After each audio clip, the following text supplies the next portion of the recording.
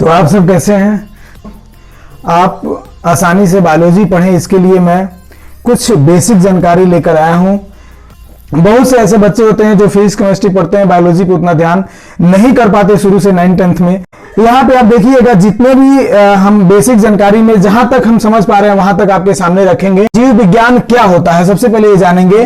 तो जीवों का जो अध्ययन होता है, विज्ञान के जिस शाखा से, जिस भाग से हम, जिस खंड से जीवों का अध्ययन करते, जीव में कौन कौन से आ जाएंगे। जैसे जीव यहां आप देखेंगे, पेड़ पौधे, जंतु एवं सूक्ष्म जीव। सूक्ष्म जीव वो होते हैं जिन्हें हम नग्न आंखों से नहीं देख पाते हैं, और इन्हीं जीवों के बारे में हम जब अध्ययन करते हैं उससे विज्ञान के जिस खंड से, जिस भाग से, उसे हम जीव विज्ञान, बायोलॉजी कहते हैं। तो अब जीव के बारे में क्या अध्ययन करते हैं कि जीवों का निर्माण कैसे हुआ, जीवों का विकास कैसे हुआ, जीव कितने प्रकार के होते हैं, इनमें जातियां कितनी होती हैं, प्रजातियां कितनी होती हैं, किस वंश से हैं, और इसी को हम जीव विज्ञान कहते हैं। इसके जनक कौन थे? अरस्तु थे। अरस्तु एक बहुत बड़े दार्शनिक थे। उसके बाद से जीव विज्ञान जो है वो दो विज्ञानों का सम्मिलित रूप है। एक है वनस्पति विज्ञान, जिसे हम बोलेंगे बोटनी, इसके जनक कौन है? थाइफ्रास्ट। और दूसरा विज्ञान जो है जंतु विज्ञान, इसको बोलते हैं जूलॉजी, इसके जनक अरस्तु ही हैं। तो दोनों विज्ञान का ये मिश्रित रूप है। वनस्पति विज्ञान में केवल हम किन का अध्ययन करेंगे? वनस्पति का, पेड़ पौधों और जो वनस्पतियां होती हैं उनके बारे में, वनस्पति के बारे में इसमें अध्ययन करेंगे, और जो पेड़ पौधे होते हैं उनके बारे में अध्ययन करते हैं। ठीक है। इसके बाद से यहां हमारा आता है जंतु विज्ञान। जंतु विज्ञान में जितने जीव हैं, जंतु प्राणी हैं, जैसे मनुष्य हो गए, अन्य जंगली जानवर हो गए, सूक्ष्म जीव हो गए, उनका अध्ययन यहां पे किया जाता है। उसके बाद से और थोड़ा आगे बढ़ेंगे तो जीव जो होते हैं, यहां देखिएगा जीवों के बारे में अध्ययन दिया है इसमें। तो जीव जो होते हैं धरती पे भी पाए जाते हैं, धरती के अंदर भी पाए जाते हैं, धरती में देखिए यहां, और धरती के कुछ ऊपर आकाश में भी पाए जाते हैं, जल में, दलदल में, पहाड़ में, आदि विभिन्न जगहों पे। कोई ऐसा जगह नहीं है धरती के आसपास, अंदर बाहर, पहाड़, दलदली, गर्म जलवायु क्षेत्र, रेगिस्तान, या कहीं भी, सभी जगह पे जीव हैं। कुछ ऐसे जगह होते हैं जहां जीव नहीं होते हैं, उन्हें अजैव मंडल भी घोषित किया गया है जीव विज्ञान में। तो उसे जैव मंडल बोला जाता है, जहां जीव पाए जाते हैं। आगे इसमें दे रहा है कि दूसरा हैशटैग, सभी जीव कोशिकाओं के मेल से बने होते हैं। जितने भी जीव हैं इस संसार में, चाहे वो वनस्पति हो या प्राणी हो, सभी जीव कोशिकाओं के मेल से बने होते हैं। यानी कोशिकाएं आपस में मिलती हैं। तो कोशिकाओं से, जैसे हमारा शरीर है, हमारा अंग बना है, नाक, मुंह, कान, आंख, ये जो भी अंग हमारे शरीर में बने, मस्तिष्क, ये सारे अंग किसके मेल से बने हैं? कोशिकाओं के मेल से बने हैं। कोशिकाएं अगर नहीं होती तो ऐसे हमारे शरीर की रचना नहीं होती है। छोटे से लेकर बड़े जीवों की रचनाएं जो हुई है, वो सभी रचनाएं कोशिकाओं के मेल से ही हुई है। आगे हम देखेंगे दूसरा हमारा है कोशिका क्या है। तो कोशिका एक ऐसा सूक्ष्म रचना है, कोशिका एक ऐसी सूक्ष्म रचना है जो जीवों के निर्माण में भाग लेती है। क्या करती है? जीवों के निर्माण में भाग लेती है। और जितने भी एक जीव के जीवन यापन हेतु जितने भी सभी उपापचयी क्रियाएं होती हैं, वह सभी सेलों के अंदर होती है। जितने भी हमारे शरीर में सेल है, चाहे वो पेशी सेल हो, अस्थि सेल हो, नोज सेल हो, आई सेल हो, आंख का सेल हो, कोई भी सेल, जितने भी सेल है, जितनी भी कोशिकाएं हैं, उन सभी कोशिकाओं में क्या होता है? उपापचयी क्रियाएं होती हैं। उपापचयी क्रिया क्या है? जीवन यापन हेतु जो भी ऑक्सीकरण क्रिया होती है, जैसे ऑक्सीजन आया, ग्लूकोज का पाचन किया, फिर उसके बाद से रिडक्शन क्रिया होता है, ऑक्सीजन का वहां से हट जाना। ठीक है। संयोग और वियोग, ऑक्सीजन मिलता है तो क्या होता है? ऑक्सीकरण क्रिया होती है, ऑक्सीजन वहां से हट जाता है। जब उसका वियोग हो जाता है तब उसे बोलते हैं रिडक्शन क्रिया, यानी अवकरण क्रिया। इन दोनों क्रियाओं को मिलाकर उपापचयी क्रिया होती है, और भी इसमें क्रियाएं सम्मिलित होती हैं। आगे कह रहा है कि एवं उसमें, किसमें? एवं उसमें, कोशिका में जितनी भी सूचनाएं होती हैं एक जीव के निर्माण हेतु, सब समाहित रहती है, निहित रहती है।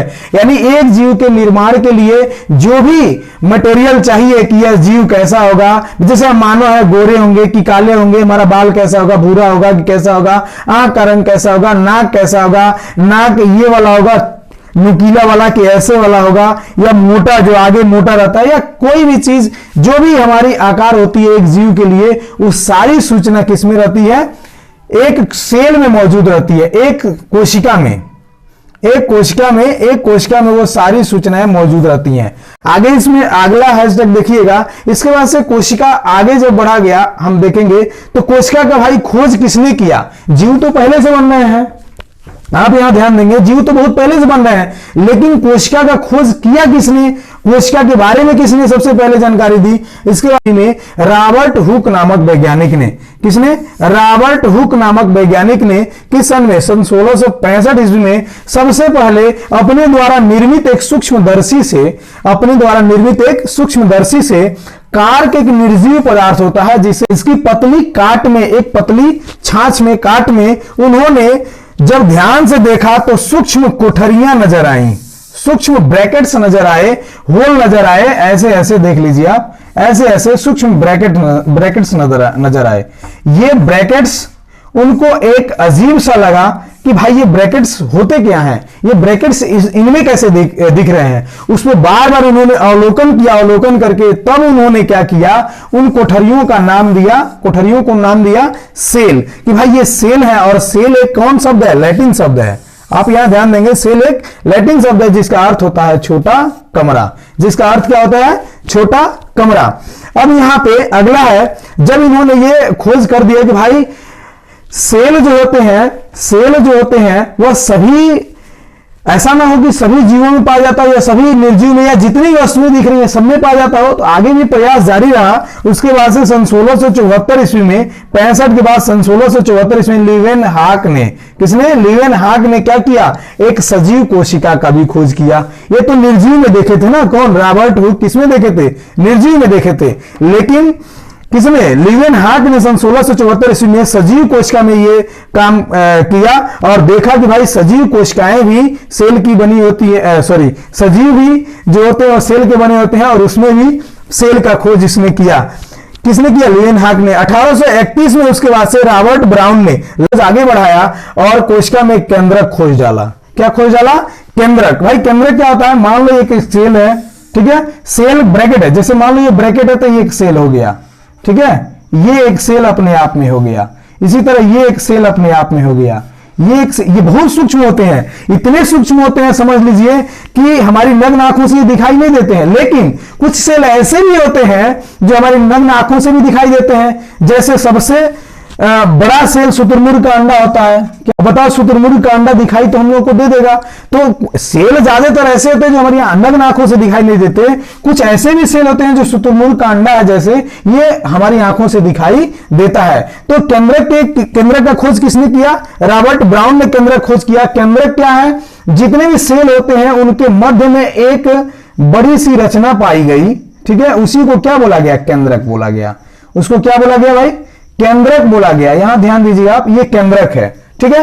उसके बाद से जब और खोज आगे बढ़ा तो सन 1839 में पुरकिंजे ने बताया कि कोशिकाओं के अंदर तरल पदार्थ होते हैं। इसमें आप ध्यान दीजिए, इसमें तरल पदार्थ होते हैं, अर्ध ठोस, ठीक है, न ज्यादा तरल होते हैं न ज्यादा ठोस होते हैं। जेली आप देखें, जेली की तरह ये पाए जाते हैं, ठीक है।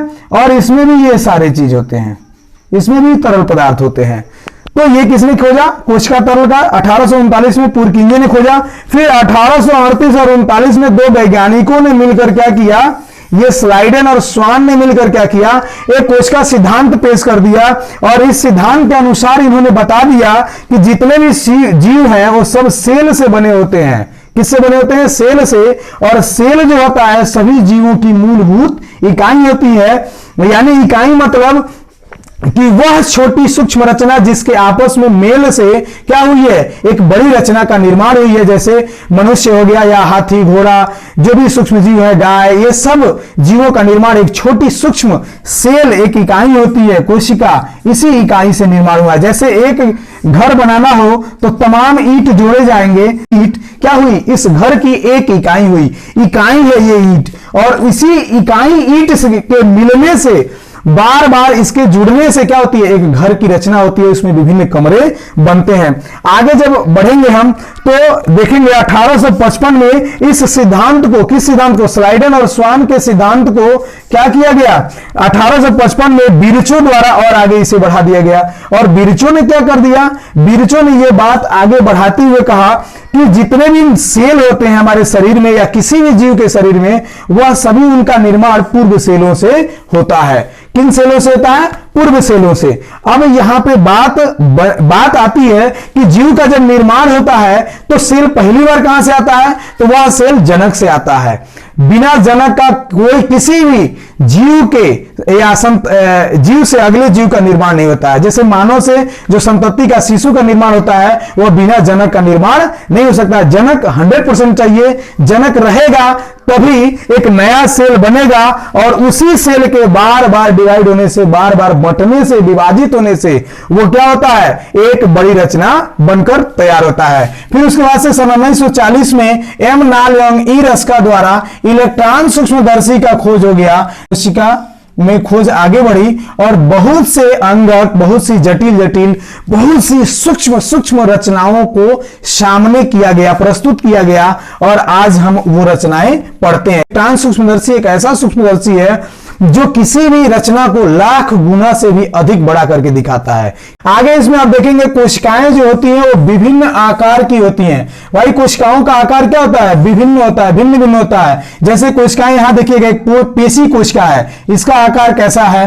फिर यहाँ रक्त कोशिका है, गोलाकार है, थोड़ा सा गोलाकार से इधर उधर भी हटके है, तो ये अलग अलग होते हैं। इसके वजह से यहाँ तंत्रिका कोशिका है, न्यूरॉन जिसे बोलते हैं। क्या बोलते हैं? न्यूरॉन। इसकी देखो रचना कैसी है, एकदम छत्ते जैसी, इसमें लग रहा है जैसे तिलिया निकली हुई है। इसके बाद से ये शुक्राणु स्पर्म है जो मादा नर युग्मक है। ये नर युग्मक देखिए कैसे है, इसका आगे मुंह है, उसके बाद से पीछे पूंछ है। तो यहां देखिए आप कोशिकाओं का रचना जो है भिन्न भिन्न तरह का है।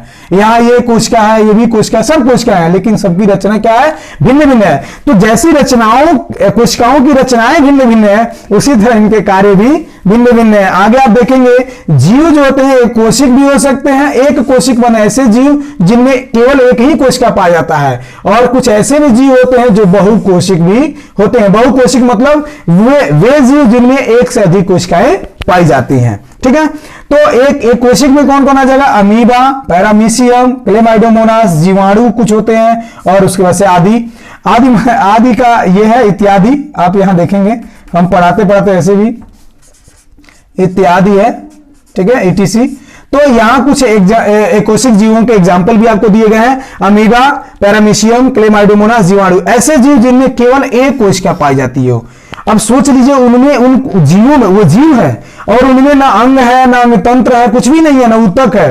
तो वे जीव एक कोशिका से सारे भोजन का अंतर्ग्रहण, पाचन, सारी क्रिया, बहिष्करण यानी उपापचय के बाद जो अवशिष्ट बच जाता है उसका त्याग भी करते हैं। सारी क्रिया एक सेल द्वारा करते हैं। जैसे इसमें अमीबा है, पैरामीशियम है, ये ऐसे जीव है जो एक सेल के होते हैं। तो भाई सूक्ष्म जीव है, ये हमारी नग्न आंखों से दिखाई भी नहीं देते हैं। उसके बाद से बहुकोशिक जीव है। बहुकोशिक जीव पेड़ पौधे ये आ जाएंगे, जंतु आ जाएगा, कवक आ जाएगा, इत्यादि। यहां भी देखिए आदि लिखे हैं, इत्यादि लिख दे यहाँ पे भी।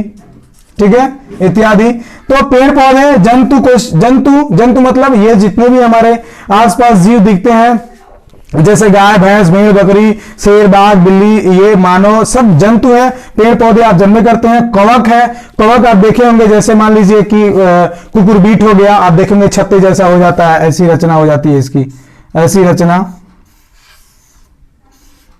ठीक है, मशरूम देखे होंगे, या इस पे पावरोटी पे देखे होंगे, पावरोटी पे, ब्रेड पे कुछ फुफुंद निकल आते हैं, ये काले काले धब्बे, ब्लू हरे हरे रंग के काले काले, ये रोटी ऐसे इसमें काले काले धब्बे निकल आते हैं। ठीक है, तो ये जितनी भी रचनाएं होती हैं ये कवक है, और कवक भी बहुकोशिकीय होते हैं।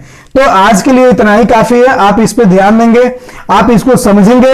जो भी इसमें बात समझ में नहीं आएगी उसको आप कमेंट में जरूर लिख के डालेंगे, लिखेंगे कि सर इसके बाद या और भी कुछ ऐसी बेसिक जानकारियां दीजिए बायोलॉजी के बारे में जो हमें नहीं मालूम है, तो मैं जरूर बताऊंगा आप लोगों के लिए। ये चैनल आप ही लोगों के लिए बनाया गया है। आप लोग अगर पूरी जानकारी इस चैनल से प्राप्त कर रहे हैं तो इससे बड़ी खुशी और कोई नहीं है।